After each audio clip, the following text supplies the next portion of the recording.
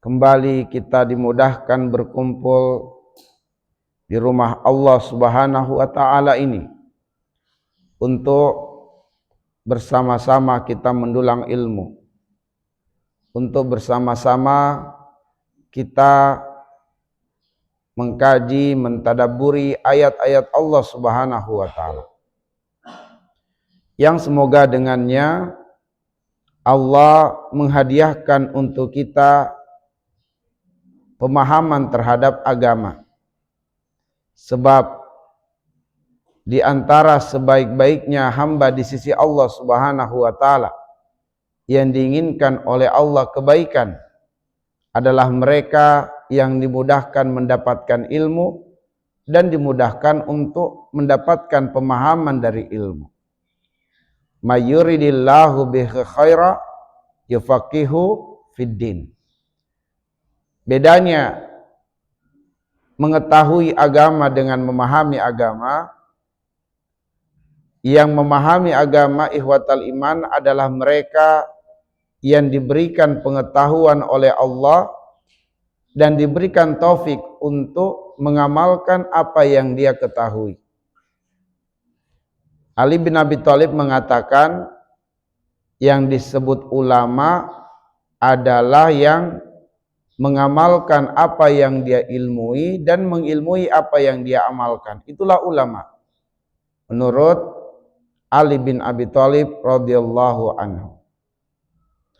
Ikhwatal iman, ketahuilah bahwa sesuatu yang menjadikan Allah melihat diri kita, sesuatu yang menjadikan kita bernilai di sisi Allah adalah iman. Karena iman inilah kita menjadi sebaik-baiknya makhluk di muka bumi. Ketiadaan iman, kita menjadi seburuk-buruk makhluk di muka bumi. Dalam Quran surat Al-Bayyinah, orang kafir itu disebut syarrul bariyah, seburuk-buruknya makhluk yang hidup di muka bumi. Karena tidak ada iman di dalam dadanya. Bagi orang yang beriman disebut Allah khairul bariyah, sebaik-baiknya makhluk yang hidup di muka bumi, karena keberadaan iman di dalam dadanya. Dada kita ini adalah tempat bersemayamnya iman. Walakinnallaha habbaba ilaikumul iman wa zayyanahu fi qulubikum. Imanlah yang menghiasi hati orang-orang yang beriman, yang keberadaan iman di dalam dadanya menjadikan dia indah, menjadikan dia mulia. Baginda Nabi SAW memberitahukan kepada kita, Innallaha la yanzuru ila suwarikum wala ila amwalikum walakin yanzur ila qulubikum. Allah tidak melihat manusia dari aksesoris dunianya, dari bentuk rupanya, dari warna kulitnya. Tapi yang Allah lihat dari manusia adalah hatinya. Adakah iman ataukah tidak ada iman? Keberadaan iman di dalam dada menjadikan kita harus bergembira dan bersukacita. Dan tidak layak seseorang yang di dalam dadanya ada iman, dia bersedih. Dia galau hanya karena kehilangan perkara-perkara dunia. Sedangkan iman bersemayam di dalam dadanya. Allah berfirman dalam Quran surat Ali Imran ayat 139. Wala tahinu wala tahzanu wa antumul a'launa in kuntum mu'minin. Jangan kamu rendahkan diri dan jangan kamu bersedih. Selagi iman terpatri di dalam dadamu, tertanam di dalam dirimu, engkaulah yang paling mulia derajatnya di sisi Allah. Ikhwatal iman, Kemarin saya ditelepon oleh seorang ikhwan tanpa saya sebut nama. Dia kemudian menelpon dan menyampaikan hajatnya butuh pinjaman. Saya tahu orangnya, saya tahu keadaannya. Saya mengatakan, kenapa kamu butuh pinjaman? Dia mengatakan, benar-benar saya diuji dengan musibah. Saya betul-betul kehabisan dana. Saya sudah berusaha bekerja kemana-mana, menawarkan diri, enggak diterima. Istri saya sudah meninggalkan saya. Kami udah cerai, kami udah pisah. Karena saya belum bisa menafkahinya. Anak-anak harus ikut istri saya. Karena saya harus berkelana untuk mencari maisha demi bisa menafkahi mereka, dan hingga detik ini saya belum menemukan apa-apa. Dia butuh pinjaman karena ada tawaran untuk mengajar di daerah Subang. Dan dia harus berangkat dan tidak ada biaya. Sampai dia menceritakan hal ini, keadaannya itu dalam keadaan dia menangis. Saya cuma balas kepada dia, engkau boleh kehilangan harta, engkau boleh kehilangan istri, anak, tapi jangan sampai engkau kehilangan Allah. Jangan sampai engkau kehilangan iman di dalam dadamu. Sebab itulah yang paling bernilai dari semuanya. Allah mengatakan di dalam Quran surah Yunus ayat 58. Qul bifadlillahi wa birahmatihi fabidzalika falyafrahu huwa khairum mimma yajma'un. Katakanlah, dengan karunia Allah dan rahmatnya, fabidzalika falyafrahu, hendaklah mereka bergembira bersukacita. Huwa khairum mimma yajma'un, karena karunia Allah, rahmat Allah lebih bernilai dari semua kekayaan dunia yang dapat dikumpulkan oleh manusia. Dan tahukah kita apa karunia dan rahmat Allah yang lebih bernilai dari semua kekayaan dunia itu? Buka tafsirnya, yaitu iman. Ya. Surat Yunus ayat 58. Jadi keberadaan iman ini,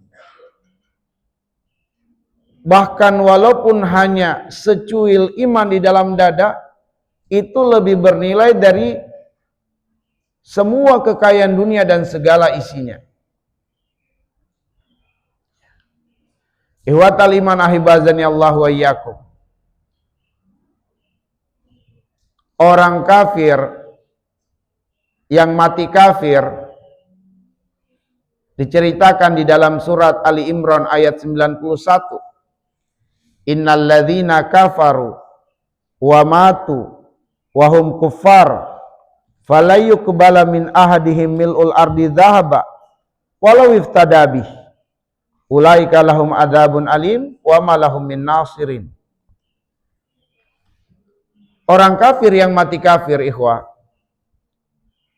sudah benar-benar mereka akan mendapatkan azab yang sangat pedih dan mereka tidak akan mendapatkan seorang penolong. Mereka benar-benar akan dilemparkan ke dalam neraka.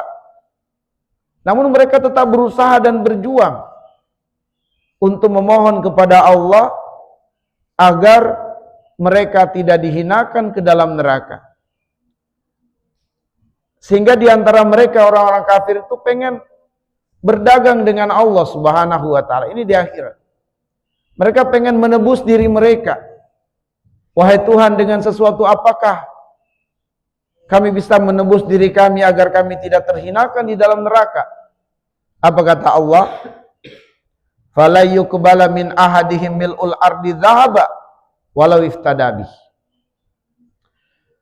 Andaikan mereka memiliki kekayaan sebanyak bumi dipenuhi dengan emas, untuk menebus diri mereka dengan nilai itu, maka tidak akan diterima selama-lamanya tebusan itu. Andaikan mereka memiliki kekayaan sebanyak bumi dipenuhi dengan emas untuk menebus diri mereka. Fala yuqbala min ahadin mil'ul ardi dzahaba walau istadabi. Itu tidak akan cukup untuk menebus diri mereka selamat dari azab api neraka. Anda bisa bayangkan bagaimana mahalnya iman itu. Karena andaikan orang kafir punya kekayaan sebanyak bumi dipenuhi emas. Cobalah bayangkan. Untuk sedikit menghayal bagaimana nilainya iman. Berapa beratnya bumi ini? Lihat di Google pencarian. Tanya ChatGPT, berapa beratnya bumi ini? 60.000 miliar ton beratnya bumi ini. Sekiranya itu adalah emas, sekiranya beratnya bumi adalah emas, berapa harganya bumi dalam rupiah? Berapa harganya bumi dalam rupiah? Hitung sendiri. Bisa kalau kita hitung. Tanya dulu ChatGPT berapa beratnya bumi. Lalu kemudian setelah ketemu beratnya bumi, itu adalah emas. Lalu kemudian konversi ke gram, kalikan dengan 3 juta. Itulah harganya bumi ini. Orang kafir sampai puluhan turunan sekalipun gak bakal bisa memiliki kekayaan sebanyak itu. Namun andaikan mereka punya kekayaan sebanyak itu untuk menebus diri selamat dari azab api neraka, nggak diterima tebusannya. Ya. Yang bisa menyelamatkan manusia dari azab yang pedih adalah iman walaupun seberat zarrah. Walaupun seberat zarrah. Zarrah adalah ukuran terkecil yang dikenali oleh manusia. Jadi bukan maknanya lebih kecil dari biji sawi. Dulu manusia mengenal biji sawi sesuatu yang kecil yang dijadikan sebagai perumpamaan. Makanya mereka mengartikan bahwa lebih kecil dari zarrah itu maksudnya adalah lebih kecil dari biji sawi. Tetapi bahwa ukuran terkecil yang dikenali oleh manusia hari ini atom. Bahkan ada lagi yang lebih kecil dari atom, proton dan neutron. Nah, zarrah itu lebih kecil dari itu. Karena zarrah adalah ukuran terkecil yang dikenali oleh manusia. Andaikan ada iman di dalam dada manusia seberat zarrah atau lebih kecil daripada atom, lebih kecil dari proton dan neutron, maka itu sudah cukup menjadikan manusia tidak kekal di dalam neraka. Kalaupun karena ada dosa besarnya dia dilempar ke dalam neraka, tidak akan kekal di dalam neraka karena ada iman walau seberat zarrah. Nah, terbayang tidak betapa mahalnya iman itu? Ya. Ternyata seberat zarrah iman itu lebih mahal daripada bumi ini dipenuhi dengan emas. Namun seringkali kita dapati ikhwan kita, ahwat kita menangis karena kehilangan hartanya, kehilangan uangnya. Tapi dia tidak menangis kehilangan 2 rakaat malam untuk tahajud. Ya. Dia tidak menangis kehilangan zikir pagi dan petang.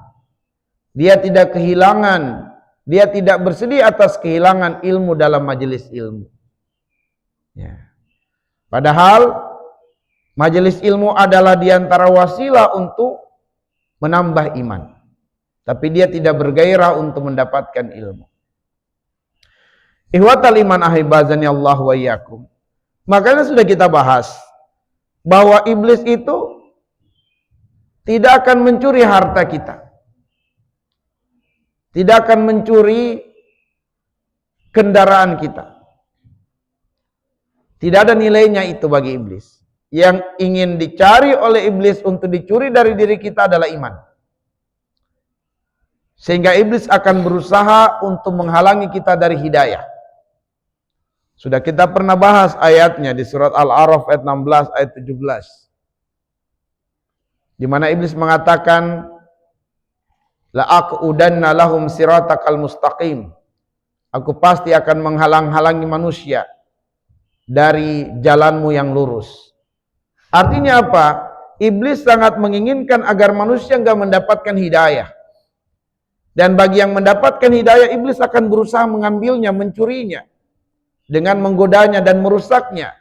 Summa la'atiyannahum min baini aydihim wa min khalfihim wa an aymanihim wa an syama'ilihim wa la tajidu aktsarahum syakirin.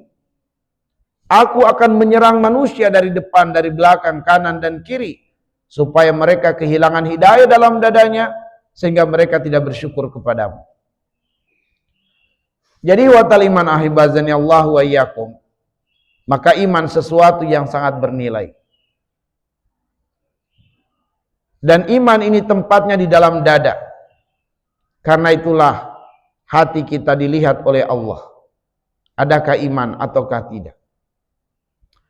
Iman ikhwan sangat-sangat sensitif, sangat sensitif. Paling sensitif dari semua yang kita kenal dalam diri kita. Sesuatu yang sensitif itu adalah iman. Seringkali kita mengatakan hati-hati dengan si ikhwan, itu sifatnya sensitif banget orangnya. Tidak. Yang paling sensitif pada diri seseorang adalah imannya.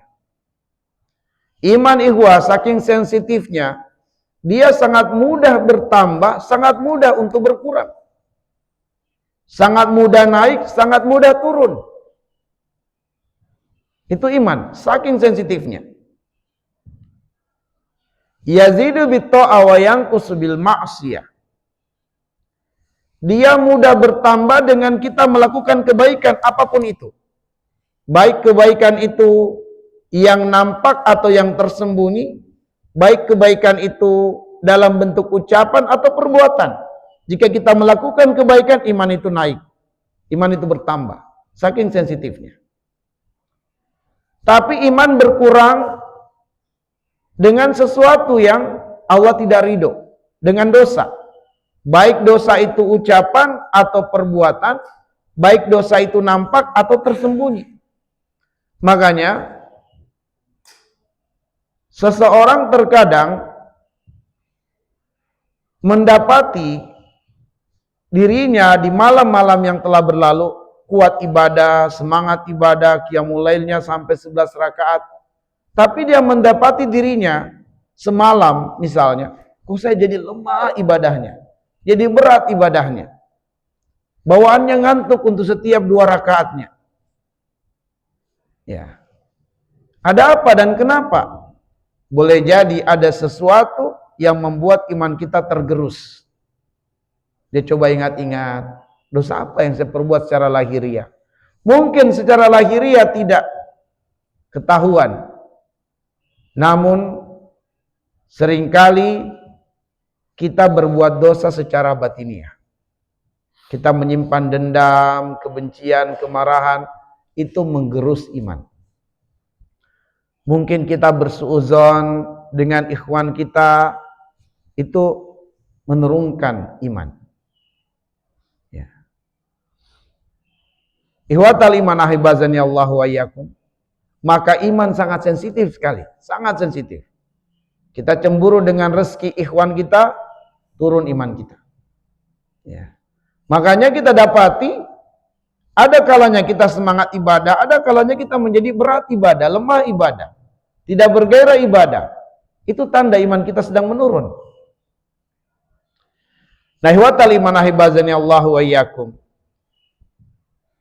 Kalau iman ini naik, itu tanda hatinya sehat. Kalau iman ini menurun, hatinya menjadi sakit. Ya, hatinya menjadi sakit. Nah, kita perlu mengenal apa indikator hati yang sehat, apa indikator hati yang sakit. Karena sehatnya iman, sehatnya hati. Sakitnya iman, sakitnya hati. Iman naik, hati sehat. Iman turun, hati sakit. Maka kenali hati. untuk bisa mengetahui iman ini sehat atau sakit dalam diri kita. Iman ini naik atau turun, iman ini bertambah atau berkurang. Kenali hati. Terutama kenali fungsinya. Sebab kata para ulama, organ-organ tubuh dapat terdeteksi sehat atau sakit dengan memperhatikan fungsinya. Mata ketahuan sehat atau sakit ya dengan fungsinya. Kalau fungsinya mata melihat masih terang, masih jelas, masih normal, sehat matanya. Tapi kalau sudah kabur penglihatannya padahal jarak pandangan masih jarak pandangan normal, bermasalah matanya. Sakit berarti matanya tuh. Kalau pendengarannya menjadi tidak bagus, tidak jelas padahal jarak pendengaran yang harusnya bisa mendengar sesuatu dengan jelas. Tapi kok dia menjadi tidak jelas mendengar? Berarti ada masalah di telinganya. Nah, untuk mengetahui hati sehat atau hati sakit, ya kenali fungsinya hati. Apa fungsinya hati? Fungsi hati merasakan kenikmatan, merasakan kelezatan dalam ibadah kepada Allah. Itu fungsi hati. Alladzina amanu wa tatma'innu qulubuhum bizikrillah. Ala bizikrillahi tatma'innul qulub. Orang-orang yang beriman hatinya menjadi tenang karena mereka ingat Allah, karena mereka dekat dengan Allah. Ala bizikrillahi tatmainnul qulub. Ketahuilah hanya dengan dekat Allah, ingat Allah, hati menjadi tenang. Jadi kenali fungsinya hati. Kalau hati merasakan ketenangan dalam ibadah, merasakan kenikmatan dalam ibadah, kalau hati merasakan kebahagiaan dalam ibadah, itu tanda hati sehat. Tapi jika dalam ibadah kita tidak temukan ketenangan, tidak kita temukan kenikmatan, kita pengen cepat-cepat selesai dari ibadah, tanda hati sakit. Tanda hati sakit. Ihwatal iman, seseorang bisa berlama-lama dengan sesuatu yang dia sukai dari hobi. Ada yang hobi mancing itu bisa sampai berjam-jam dia mancing lupa makan bahkan.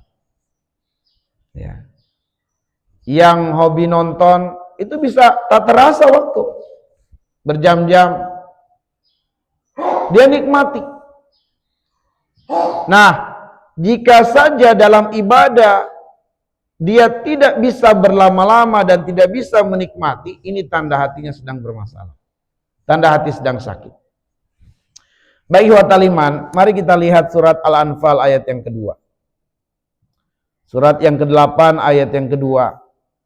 Di antara ayat yang dijadikan oleh para ulama untuk mengenali indikator hati yang sehat. Allah Subhanahu wa taala berfirman, "Innamal mu'minuna alladzina idza dzukirallahu wajilat qulubuhum wa idza tuliyat alaihim ayatuhu zadatuhum imana wa ala rabbihim yatawakkalun." Di sini ada 3 indikator hati sehat. Yang pertama adalah wajilat qulubuhum. Hati yang sehat itu akan bergetar tatkala mendengar nama Allah. Yang kedua, hati yang sehat, iman menjadi bertambah di dalam hatinya, di dalam dada, ketika dibacakan, diperdengarkan ayat Allah. Dan yang ketiga, semakin bertambah ketergantungan hati kepada Allah Subhanahu wa ta'ala. Ini tanda hati yang sehat. 1, hati yang bergetar dengan nama Allah. Idza dzukirallahu wajilat qulubuhum. Jika diperdengarkan nama Allah, disebut nama Allah, wajilat qulubuhum, hatinya bergetar. Dia dengarkan panggilan azan, yang diawali dengan kalimat takbir. Allahu Akbar, Allahu Akbar. Langsung terpanggil. Langsung tergerak hatinya. Bergetar hatinya. Panggilan Allah. Maka ini adalah tanda hati yang sehat. Jika saja kemudian terdengar panggilan Allah, Allahu Akbar, Allahu Akbar, sama sekali tidak bergeming, tetap scroll handphonenya, ya, tetap nonton, yang main bola tetap main bola, yang urus ayam tetap memasukkan ayamnya ke dalam kandangnya. Ya. Maka ini tanda hatinya sedang sakit. Dia tidak terpanggil dengan segera. Dia tidak sadar bahwa undangan ini meskipun dari lisan seorang muazzin, tapi yang mengundang adalah Allah. Diawali dengan perkenalan akan kemahabesaran Allah. Allahu Akbar. Agar supaya manusia itu sadar bahwa selain panggilan Allah itu kecil. Panggilan Allah adalah panggilan yang besar, bahkan panggilan yang maha besar. Maka hendaknya seseorang meninggalkan segala panggilan yang kecil. Dia penuhi panggilan Allah yang besar. Di waktu kita mendengarkan panggilan azan, ada panggilan-panggilan lain. Ada panggilan handphone, ada panggilan ranjang untuk tidur, ada panggilan kursi untuk duduk rebahan istirahat, ada panggilan pekerjaan, ada panggilan belanja, ada begitu banyak panggilan-panggilan yang lain. Tapi tanda hati yang sehat, hatinya bergetar begitu mendengarkan nama Allah, dan langsung tergetar dan tergerak hati untuk memenuhi panggilan Allah. Itu tanda hati sehat. Sehingga ihwatal iman, kalau kemudian hati belum respon dengan cepat dan segera tatkala mendengar azan, hati sedang sakit. Cuman tergantung seberapa parah sakitnya. Kalau sampai sama sekali panggilan Allah sama halnya dengan panggilan orang lain yang bisa diabaikan, wah sakit parah tuh hati. Ada juga panggilan azan, tapi masih kan belum qomat. Itu sudah sakit juga hatinya. Tapi sakitnya belum parah. Dalam arti masih dia respon panggilan Allah dengan sholat, namun tidak bersegera. Tidak bersegera. Yang kedua, ihwatal iman, indikasi atau indikator hati yang sehat. Wa idza tuliyat alaihim ayatuhu zadatuhum imanan.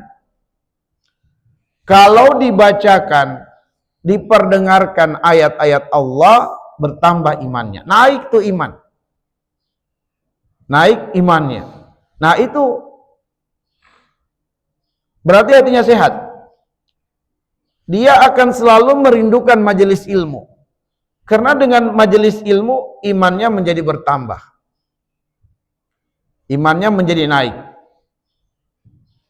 Karena iman lebih bernilai dari segala harta dunia. Tapi sekiranya panggilannya adalah panggilan untuk bagi-bagi uang dan dia bersemangat, bergembira, bersabar untuk menunggu karena bakal dapat uang, bakal dapat beras, bakal dapat sembako. Sehingga dia bersabar menunggu, bahkan akan dibagikan ba'da asar sembako, sebelum asar udah tiba di masjid. Udah duduk, udah rapi. Nah, ihwatal iman, kenapa kemudian dia datang lebih awal? Karena akan bertambah sesuatu dari yang disukainya atau yang dicintainya. Ya di rumahnya ada sembako juga, tapi bakal terima sembako lagi nih pada asar, maka dia dengan sabar menunggu. Kalau seseorang melihat iman itu sesuatu yang bernilai di dalam dirinya, maka dia akan bergairah dan bersemangat begitu mendengar ada majelis ilmu. Begitu diinfokan, insya Allah kita kajian nanti. Semangat tuh. Disiapkan tuh bukunya, alat tulisnya, duduk paling depan, paling rapi. Ya, siap untuk mencatat materi-materi dan ilmu yang dia dapatkan. Dan itu akan menjadikan imannya naik. Imannya naik. Kenapa bisa? Karena dia akan semakin merasakan ketenangan dalam majelis ilmu. Bukankah itu janji Nabi sallallahu alaihi wasallam, nazzalat alaihimus sakinah. Akan turun ketenangan di dalam dadanya. Itu karena hatinya sehat. Karena hatinya sehat, maka hati merasakan kenikmatan, kebahagiaan, ketenangan dalam perkara yang Allah ridhoi. Majelis ilmu adalah taman surga. Perkara yang dicintai oleh Allah. Perkara yang menjadikan Allah memberikan ampunan kepada siapa yang menuntut ilmu. Sehingga kata Nabi, kum makfuran lakum. Setelah kalian bermajelis ilmu, bangkitlah karena Allah mengampuni dosa kalian. Saking senangnya Allah dengan hamba-hambanya bermajelis ilmu. Nah, jadi ihwatal iman ahibah, kalau seseorang bertambah imannya dengan majelis ilmu, ketika dibacakan ayat, diperdengarkan ayat, itu tanda imannya bagus dan tanda hatinya sehat. Ya. Tapi kalau kemudian yang bertambah adalah kebosanannya, sakit hatinya itu. Majelis ilmu lagi. Kapan sih berhenti? Ya, kapan sih selesai? Bosan, itu tanda hatinya sakit itu. Ya, tanda hatinya sakit. Kalau sehat, kapan majelis ilmu lagi nih? Gak sabaran nih dia mencatat ilmu. Gak sabaran nih dia mendengarkan ilmu. Tapi kalau hatinya sakit, majelis ilmu lagi. Itu sakit hatinya. Tergantung seberapa parah sakitnya. Ya. Baik, indikasi yang ketiga, hati yang sehat. Wala rabbihim yatawakkalun, dia bergantung hanya kepada Allah. Dia bergantung hanya kepada Allah. Allah mengatakan, qul huwallahu ahad, katakanlah, dialah Allah yang maha tunggal. Maha tunggal. Mengesahkan Allah. Mengesahkan Allah. Allahus samad. Allah tempat bergantung kepadanya segala sesuatu. Apabila ketenangan kita, ketenangan hati kita adalah karena kita gantungkan urusan kepada Allah, itu tanda hati sehat. Tapi kalau ketenangan hati kita karena digantungkan kepada manusia atau kepada materi, tanda hati sakit. Misalnya, saya kasih contoh. Seseorang kehilangan sendalnya. Kehilangan sendalnya. Sendal baru dibeli. Mungkin harga mahal lah, 300.000. Kehilangan sendalnya, kehilangan sepatunya. Dia tenang. Dia tenang. Ini baterainya.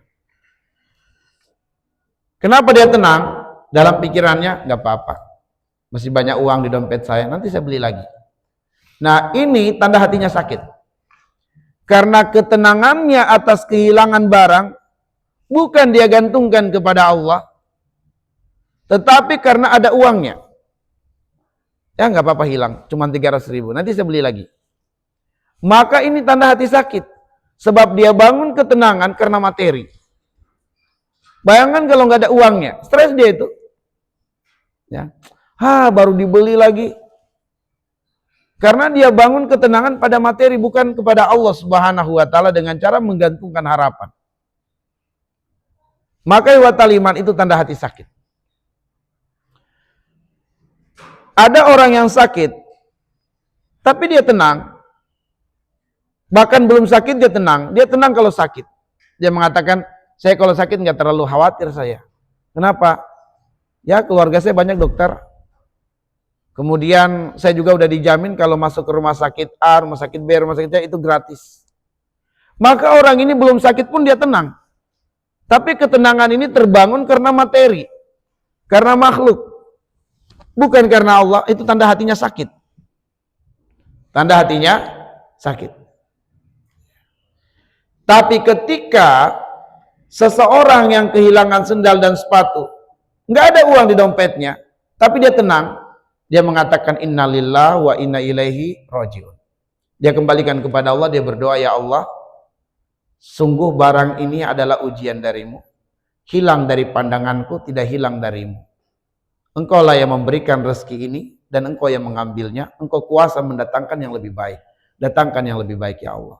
Dia tenang karena dia gantungkan harapan kepada Allah.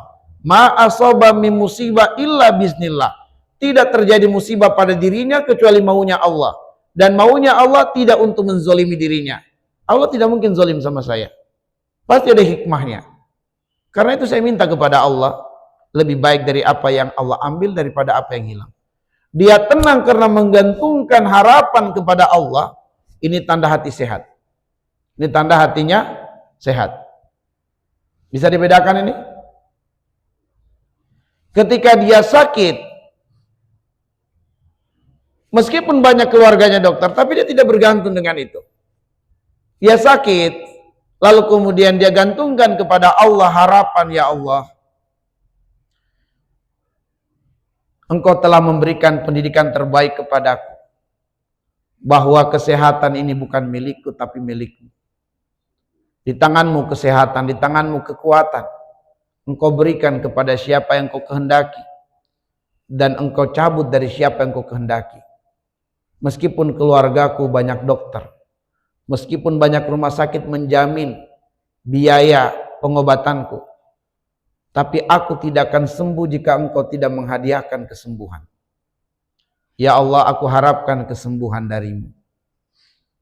Jadikanlah sakit ini sebagai penggugur dosaku. Jadikanlah sakit ini pemberat timbangan amalku. Jadikanlah sakit ini peningkat derajatku. Ini tanda hati sehat. Ini tanda hati sehat. Bisa dibedakan? Bisa kan? Nah, jadi wataliman ayatnya sudah kita hafal.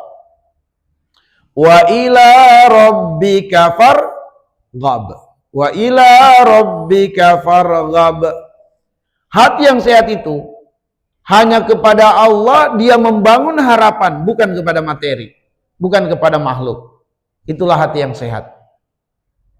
Wa ila rabbika farghab. Hanya kepada Allah dia membangun harapan, bukan kepada materi, bukan kepada makhluk. Kalau antum masih berharap kepada makhluk, hatimu sakit.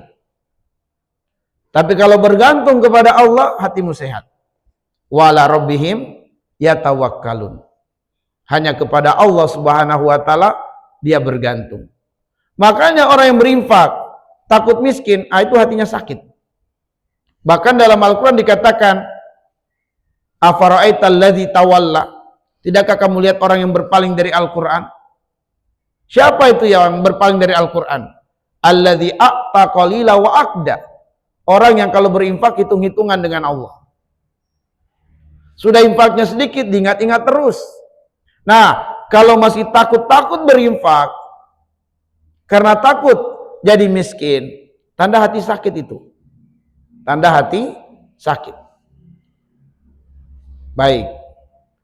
Tapi kalau kemudian berinfaknya nominalnya kecil, karena memang itu kemampuannya, maka itu bukan tanda hati sakit, tanda hati sehat. Karena Allah mengatakan alladzina yunfikuna fis sarra'i wad dharra. Calon penghuni surga selalu berinfak, baik dalam keadaan lapang ataupun sempit, sesuai dengan kemampuannya. Nah, itu tanda hati sehat.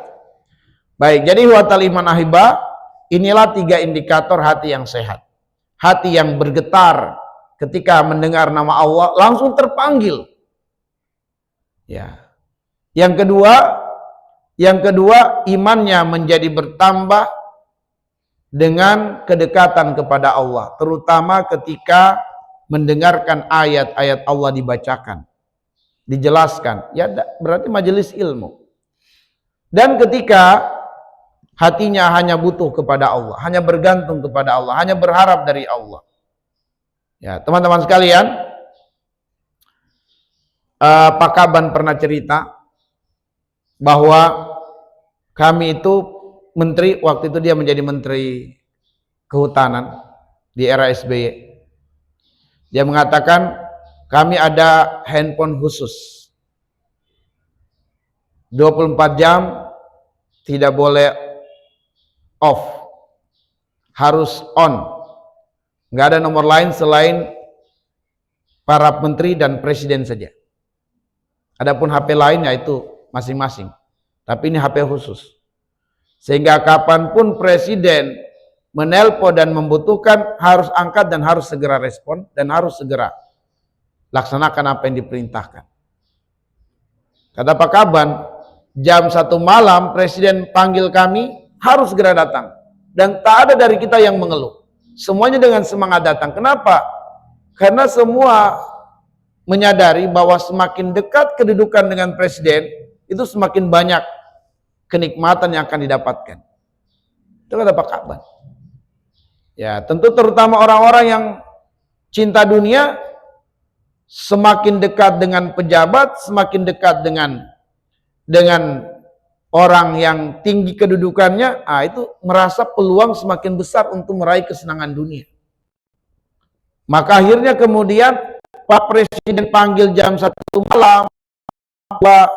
malam, nggak ada tuh yang menolak, Pak, nggak bisa besok, Pak. Pokoknya malam itu langsung, siap Pak. Nggak ada tuh kata-kata, Pak besok aja ya, saya sudah lelah, nggak ada. Pokoknya gimana cara harus berangkat dari itu juga. Karena mereka butuh dengan presiden. Selalu penasaran dengan panggilan presiden. Sekarang Allah mencari kita di sepertiga malam terakhir. Aduh, ngantuk, besok aja deh. Besok begitu lagi. Ya, kenapa? Karena kita belum merasa butuh dengan Allah.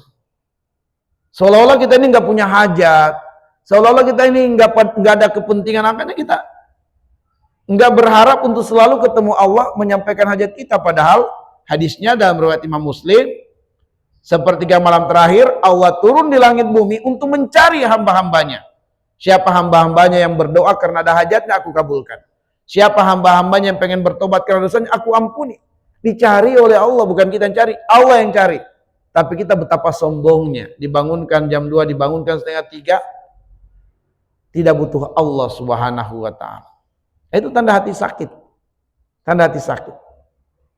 Tergantung seberapa parah sakitnya, kita bisa menilainya. Baik, wa ta'liman ahibazani Allah wa iyyakum. Sekarang mari kita kenali sedikit hati yang sakit. Indikatornya 2 saja ya. Coba buka surat Al-Hajj ayat 53.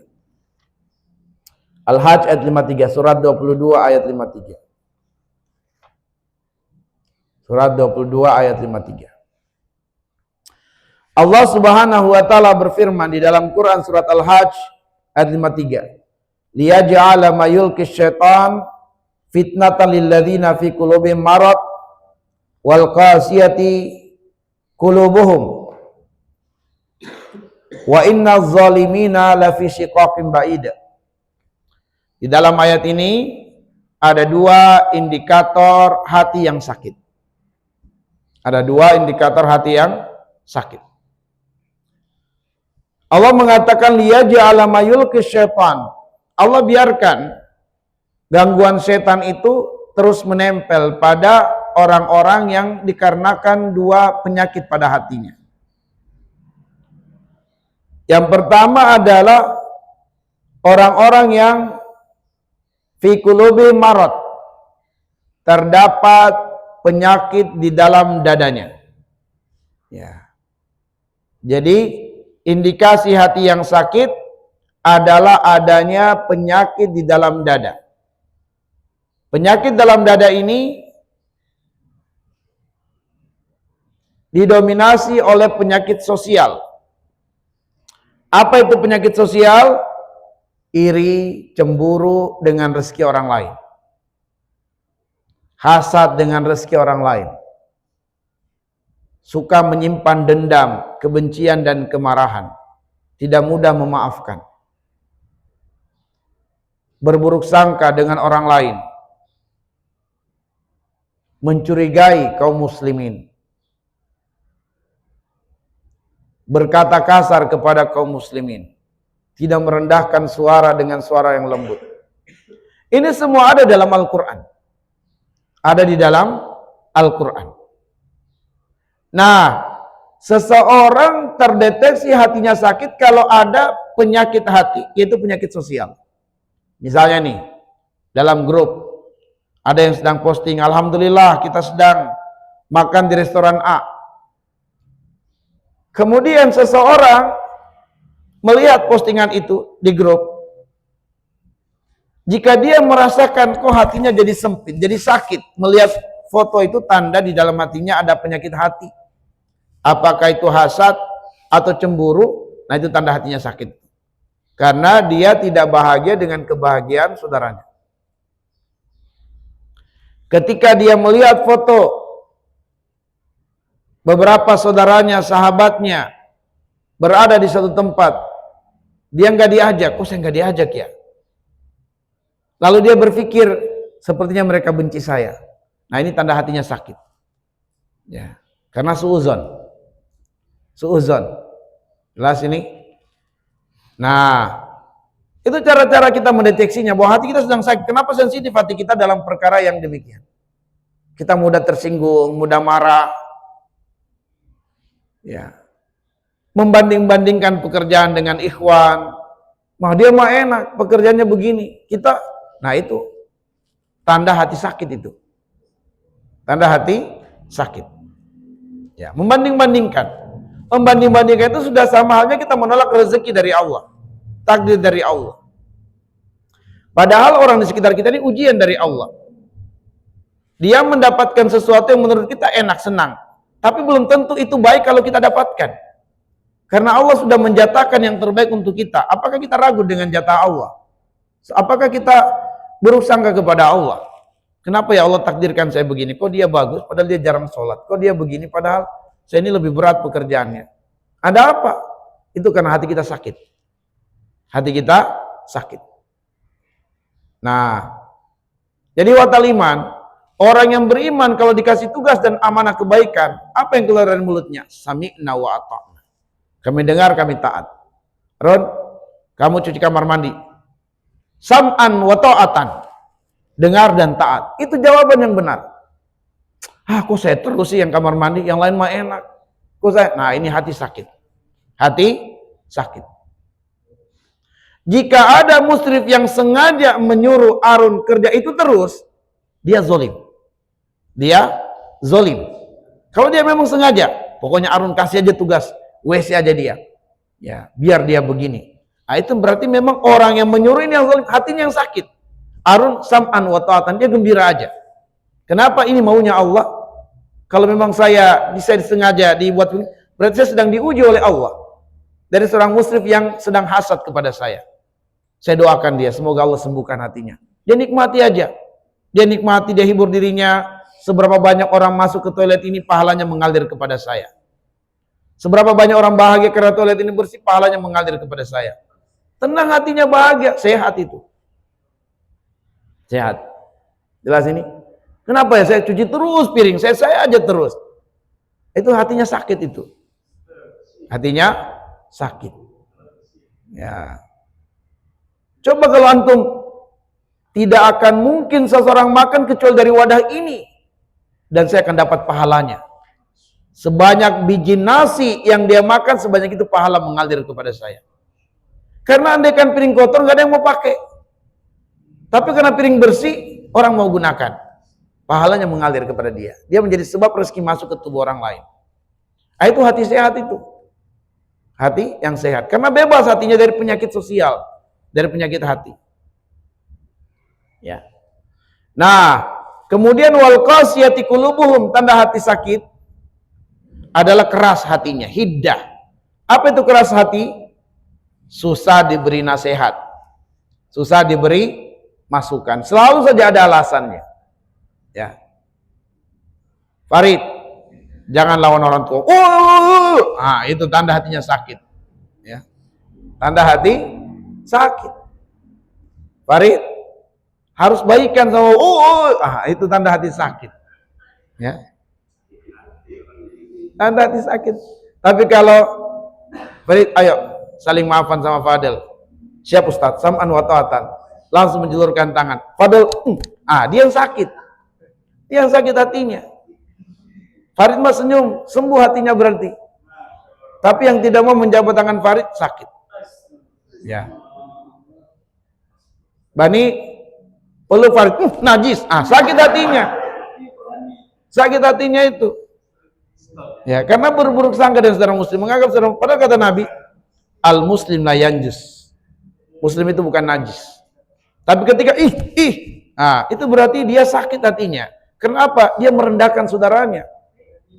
Secara tidak langsung.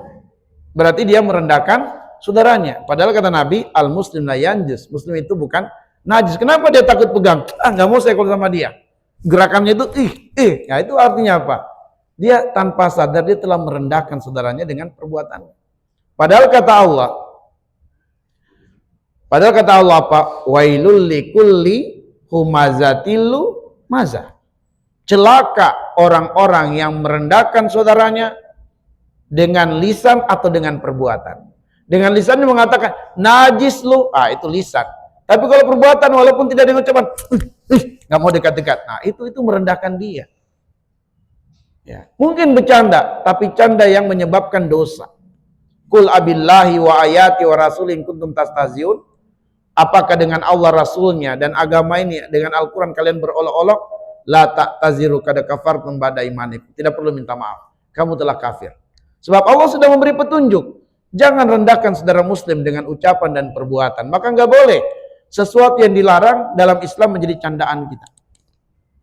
Panggil saudara kita dengan panggilan yang baik. Jangan panggilan yang menyakiti perasaan. Canda, Ustaz. Nggak boleh bercanda karena ada tuntunannya dalam ayat. Jangan berikan lakop-lakop yang buruk kepada saudara kita. Jangan berikan lakop, istilah-istilah yang negatif kepada saudara kita. Memanggilnya najis, anjir, atau apalah. Itu nggak boleh lakop-lakop yang buruk. Saya mau panggil ini Pak Agus, kenapa? Agak gundul sedikit. Jangan. Ya, itu lakop-lakop yang buruk. Berilah panggilan yang baik. Nah, yang suka memberikan stigma negatif kepada orang lain, itu karena hatinya sedang sakit. Ya, hatinya sedang sakit. Baik wa taliman ahibazani Allah wa iyyakum. Kita cukupkan dulu kajian kita sampai di sini. Ya, boleh. Hati sakit itu kalau berharap hadiah selalu. Motivasinya hadiah.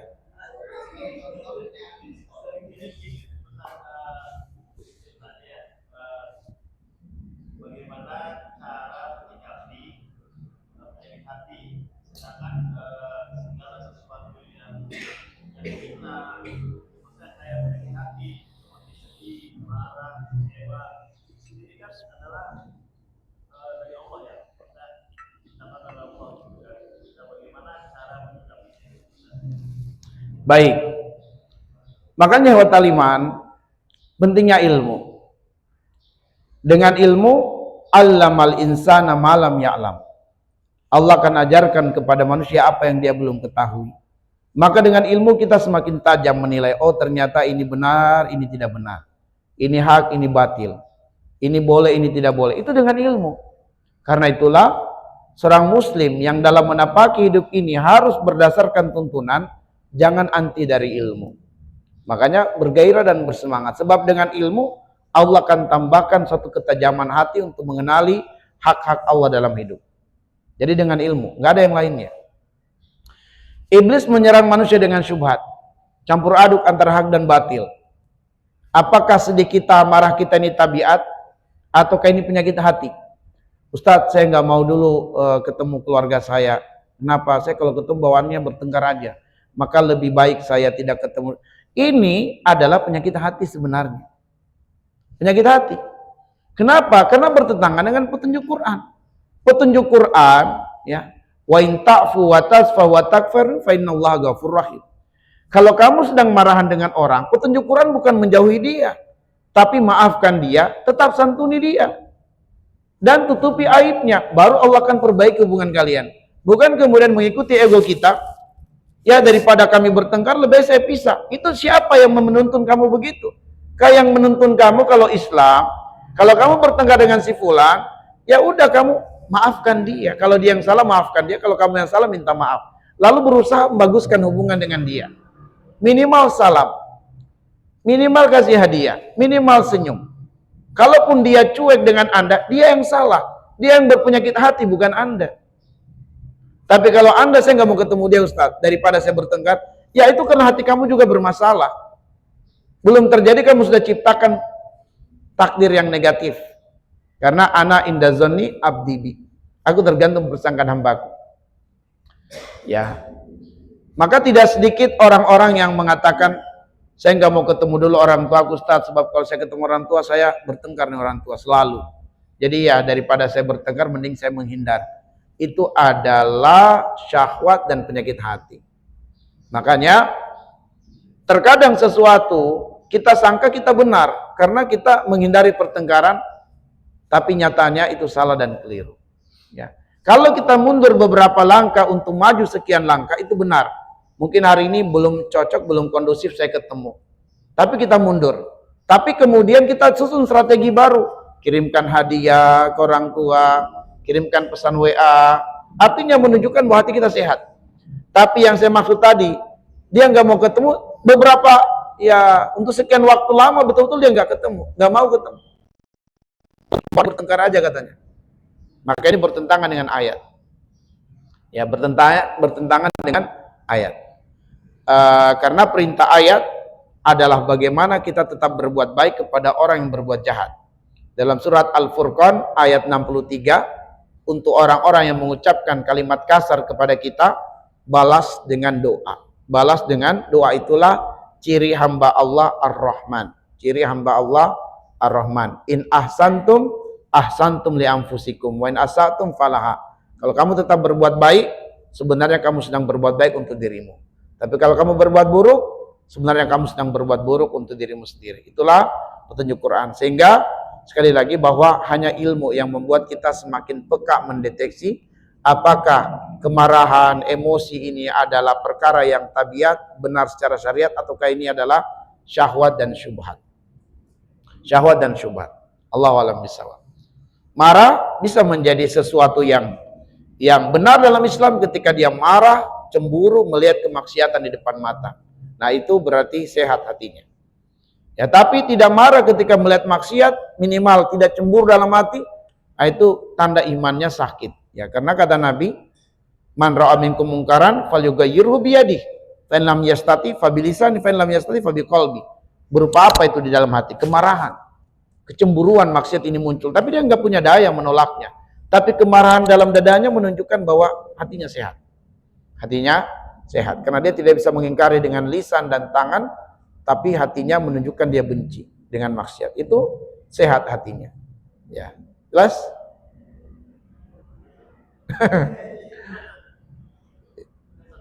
Ya.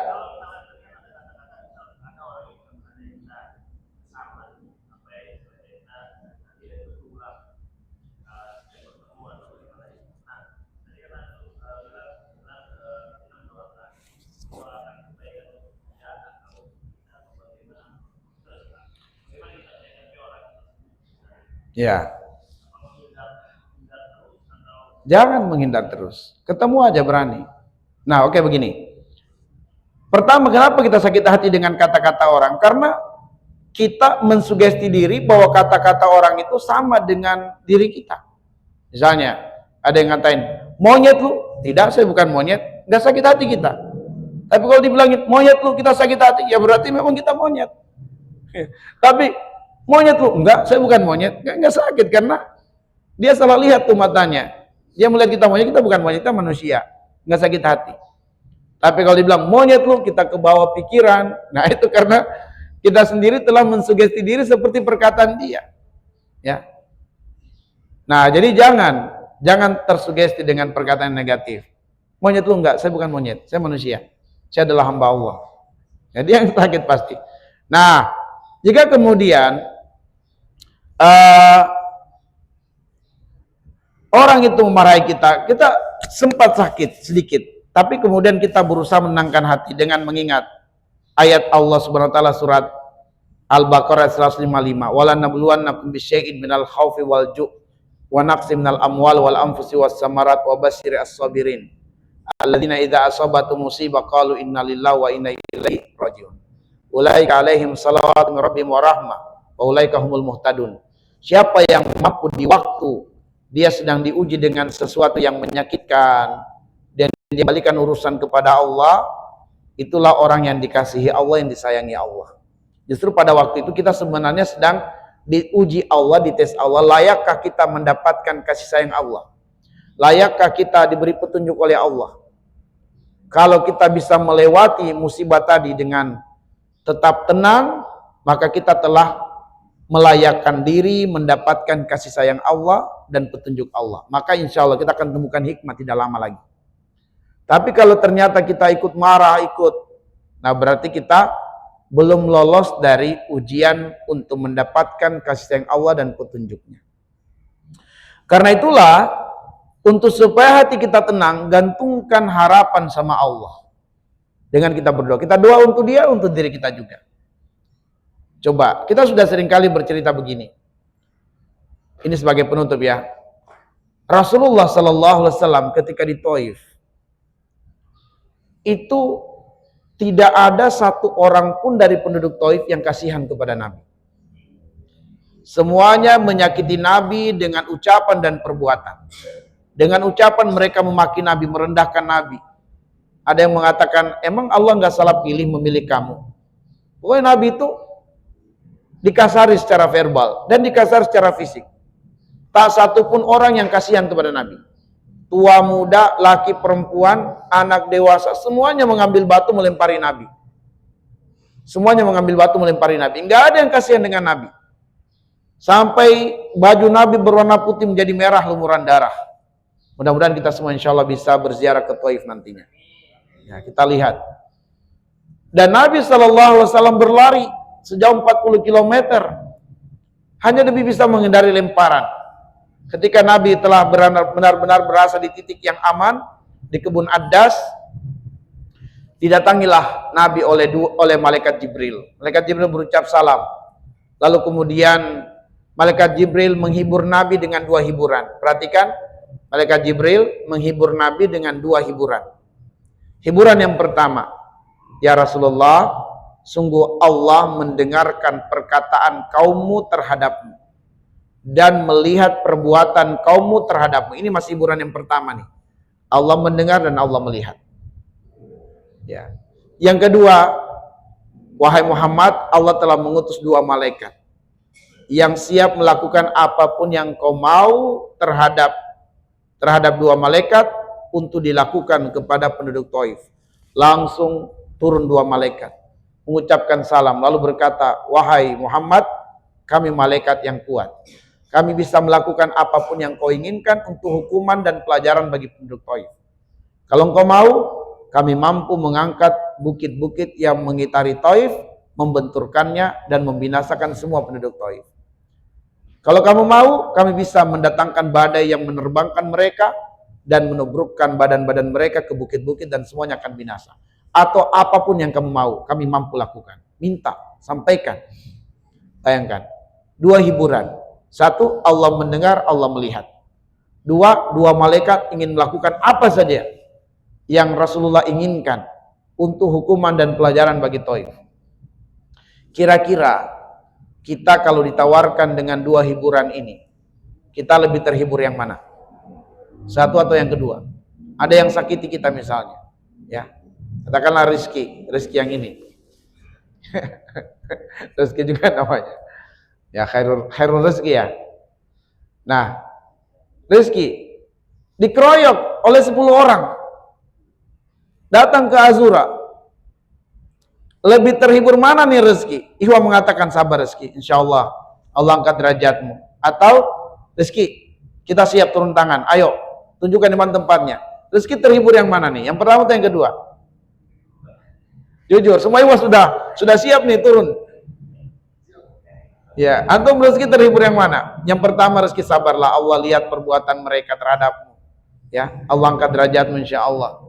Atau rezeki, kita semua sudah siap turun. Ya, mana orang kita cari, kita kejar sampai ketemu. Sampai matahari terbenam kita tidak akan balik sampai kita temu orang itu. Antum lebih terhibur yang mana rezeki? Jujur aja nih. Pertama atau yang kedua? Serius nih ya. Jadi kalau ada yang pukulin gak usah ngomong ke kita nanti ya. Ya, antum lebih terhibur dengan Allah SWT, alhamdulillah. Nah, tapi biasanya kita lebih terhibur kalau orang yang menyakiti kita itu menderita hidupnya. Ya, kita pengen lihat itu, ditabrak mobil, lalu segala macam, Pak. Ya. Makanya selalu kita pengen balas dendam dan biasanya pembalasan lebih dahsyat daripada perbuatan. Baik, jadi Nabi lebih terhibur dengan yang pertama, bukan yang kedua. Ya. Nah karena itulah ketika ada orang yang sakiti kita, kita doakan dia, ya Allah, lembutkanlah hatinya. Jadikanlah aku indah dalam pandangannya. Ya Allah, tutupilah aib-aibku di matanya. Baguskanlah akhlakku di matanya. Ya Allah, sekiranya dia cemburu dengan rezekiku, maka kayakanlah dia dengan harta. Banyakkanlah keturunannya. Makanya Nabi itu ajari kita doa 7. Doakan kepada orang yang hasad kepada kita. Doakan kepada orang yang benci kita 7 hal. Pertama, Allahumma aksir malahu. Ya Allah, banyakkanlah hartanya. Yang kedua, wa waladahu. Ya Allah, banyakkanlah anak keturunannya dan baguskan akhlaknya. Wa barik lahu fima ataitahu. Ya Allah, berikan keberkahan terhadap apa yang kau rezekikan kepadanya. Wa atil hayatahu fi ta'atik. Ya Allah, panjangkan umurnya dalam kebaikan, dalam ketaatan kepadamu. Wa ahsin a'malahu. Ya Allah, baguskan amal solehnya. Yang kelima ya. Yang keenam, waghfir lahu. Ya Allah, ampuni dosanya. Yang ketujuh, Allahumma rzuqhu husnal khatimah. Rezekikan kepadanya husnul khatimah. Yang kedelapan berarti 8. Wa adkhilhu jannatak. Masukkan dia ke dalam surgamu. Orang yang benci antum, yang hasad, doakan dia dengan 8 doa ini. Allah lembutkan hatinya. Allah lembutkan hatinya. Melihat antum kok jadi berubah gitu ya. Melihat antum jadi baik orangnya. Karena kita mendoakan dia selalu kebaikan. Dan yakinilah begitu kita doakan yang terbaik untuk dia, Allah utus malaikat mendoakan kita dengan doa yang sama. Ya, dan doa malaikat mustajab. Bayangkan kita doakan orang lain, Allah utus malaikat mendoakan kita. Ada banyak orang, kita ada hutang nih, susah hutang hidup kita. Tapi ada banyak orang yang kita kenal berhutang, kita doakan dia, ya Allah, mudahkanlah si fulan melunaskan hutang-hutangnya, ya Allah. Allah utus malaikat mendoakan kita, ya Allah, lunaskan hutang-hutangnya. Malaikat yang doakan kita. Makanya jangan pelit, jangan bakhil, doakan kebaikan untuk orang lain. Karena Allah akan utus malaikat mendoakan kita. Baik ikhwatal iman, kita cukupkan kajian kita sampai di sini. Lebih dan kurangnya mohon dimaafkan. Nakhtafi bihadzal qadar. Nas'alullah ayyaja'alana minal ladzina yastami'una al-qaula fayattabi'una ahsana. Subhanakallahumma bihamdika asyhadu an la ilaha illa anta astaghfiruka wa atubu ilaik. Assalamualaikum warahmatullahi wabarakatuh.